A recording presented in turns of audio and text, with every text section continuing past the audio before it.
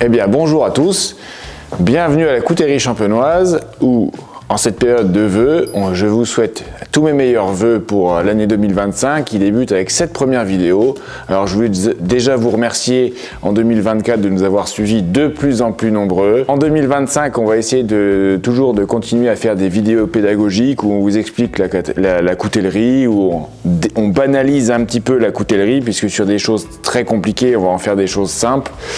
Et aujourd'hui, j'ai choisi de vous partir sur un couteau très spécifique et très japonais, le débat. Vous expliquer à quoi ils peuvent vous servir, à quoi il est pensé et est-ce que vous allez savoir si vous en avez besoin. La réponse est oui si vous faites beaucoup de poissons ou de débitage de poissons et que vous faites maki, sushi et autres produits japonais mais à base de poissons entiers. Pourquoi le débat? Il signifie en japonais la lame feuille de sauge, donc il a une forme voilà, lancéolée, quasiment symétrique. Et ce qui fait sa particularité, c'est sa géométrie asymétrique typiquement japonaise. On le voit ici, un côté concave ici, attention il n'est pas plat, et un côté avec un biseau simple, façon ciseau à bois, qui va être orienté ici pour un utilisateur droitier. Et comme au Japon, la plupart des gens sont droitiers, la proportion de couteaux gauchers pour les débats est très limitée. Et le principe au Japon, 1,5 fois le prix d'un couteau droitier. Donc si vous voulez un débat par un artisan, vous allez payer 1,5 fois le prix du couteau pour avoir le même couteau en débat gaucher que le prix du couteau droitier. Voilà, alors ici vous le voyez, j'ai que des débats droitiers d'ailleurs.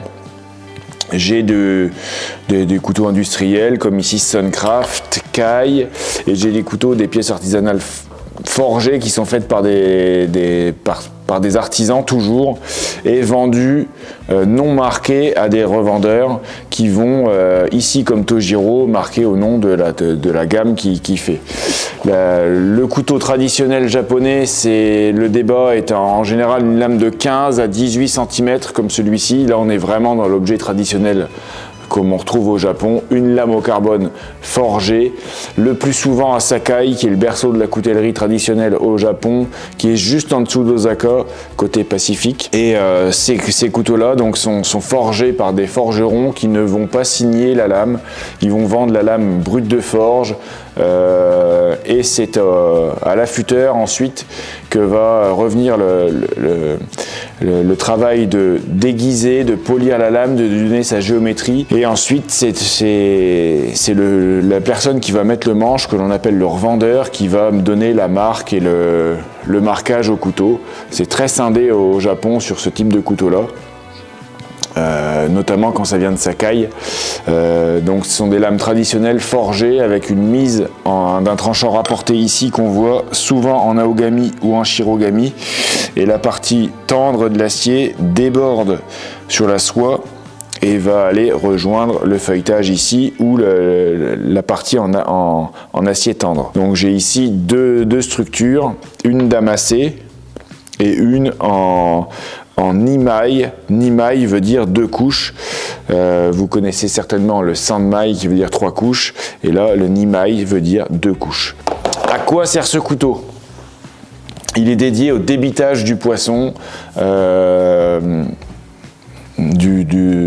couper l'arête dorsale jusqu'à lever les filets. Et oui, au Japon, on lève les filets avec ce couteau-ci qui est très court, très rigide et très compact, et dont le principe, si vous voulez, je vais schématiser ici, vous allez par les branchies couper, avec ce couteau qui a un tranchant très solide, couper les branchies et lever le filet en profitant de ce biseau ici qui va longer l'arête dorsale et couper en une passe comme ça les petites arêtes et la chair, donc ça coupe de manière très nette. C'est une lame qui est très rigide et qui n'a aucune flexibilité, puisque en France c'est totalement l'inverse. On lève le filet de poisson avec des lames très souples, très fines et très flexibles, qu'on appelle le plus souvent des filets de sol. Donc deux philosophies totalement opposées, totalement différentes. Ici un couteau qui est vraiment un passe-partout, qui va servir y compris à couper l'arête dorsale, à couper les nageoires et tout ça. Et en France, un filet de sol qui est une lame qui est juste faite pour profiter de la flexibilité et faire un va-et-vient comme ça le long de l'arête dorsale. Et ici, le principe étant quasiment une coupe de ce style-ci. Il n'y a pas de va-et-vient comme sur un filet de sol. Voilà, alors le débat, il a une géométrie qui est très particulière, orienté droitier. Il est surtout orienté pour une cuisine pour le poisson. Moi, je vous le conseille en Europe pour faire du poisson, forcément. Oui, essayez de lever les filets de poisson, vous verrez que c'est une méthode qui est très facile. Au bout de 2-3 levages de filets, vous allez vous rendre compte que c'est très intuitif et ça va très bien. Mais surtout, si vous avez une lame de 15 à 18 cm, 16,5 souvent, le format est proposé par les industriels. C'est un format qui est absolument génial pour débiter toutes vos volailles. Voilà, c'est à ça que vous allez le dédier si vous voulez l'acquérir aussi en France. Ne dédiez pas ce couteau qu'au poisson. Vous pouvez effectivement faire du léger désossage ou de la volaille par exemple, c'est absolument pas problématique. Par contre, effectivement, pour tout ce qui est légumes et autres découpes de précision, c'est pas la géométrie la plus précise parce qu'on a quand même des fois des dos d'une épaisseur de 1 cm. Donc un couteau à dédier vraiment à des gens qui font du poisson ou de la viande. Ce couteau-là, même s'il représente vraiment le style japonais, le débat est une vente qui est quasiment anecdotique en France. Nous vendons peut-être une 50aine de couteaux débat par an, à peine plus. C'est aussi la force du Japon d'avoir à l'origine que des lames asymétriques très orientées et très spécifiques dédiées aux poissons, d'avoir su migrer la production vers des lames beaucoup plus polyvalentes comme le Gyuto, le Santoku, les Office, et délaisser un petit peu la production des lames très traditionnelles comme ça pour conquérir le marché européen et occidental, et d'adapter les couteaux à notre cuisine à nous, puisque nous, la découpe du poisson ne se fait pas du tout comme au Japon. C'est-à-dire qu'un couteau comme ça, montrer un poissonnier en France, il ne saurait quasiment pas s'en servir au début. Voilà, donc le débat à orienter si vous souhaitez vraiment découvrir la coupe asymétrique et le plaisir de la coupe précise sur du poisson.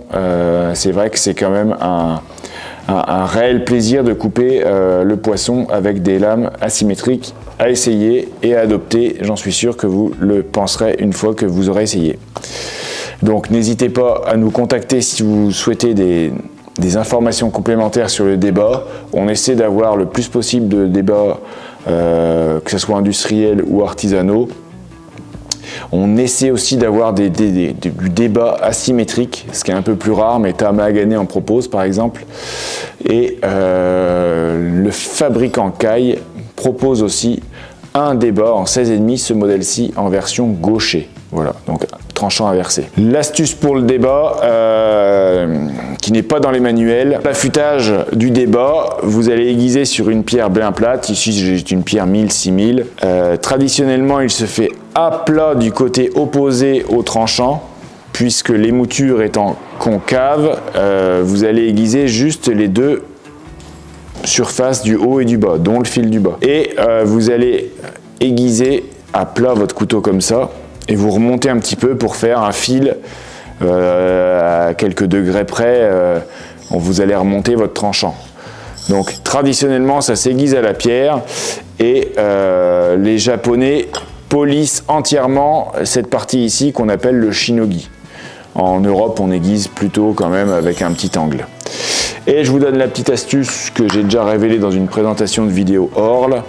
Si vous avez peur de mal aiguiser un débat avec une pierre aiguisée, vous mettez votre couteau avec l'angle de 20 degrés, la partie plate dessus, sur l'angle de 20 degrés, vous posez votre couteau et avec votre affûteur Orle, on est quasiment à l'angle impeccable et vous pouvez aiguiser de manière très aisée tous les débats. Donc n'hésitez pas, à utiliser un affûteur Orle, y compris sur les lames asymétriques japonaises. Voilà, j'espère vous avoir donné l'envie d'utiliser et de tester le couteau d'Eva, qui n'est pas le couteau le plus courant.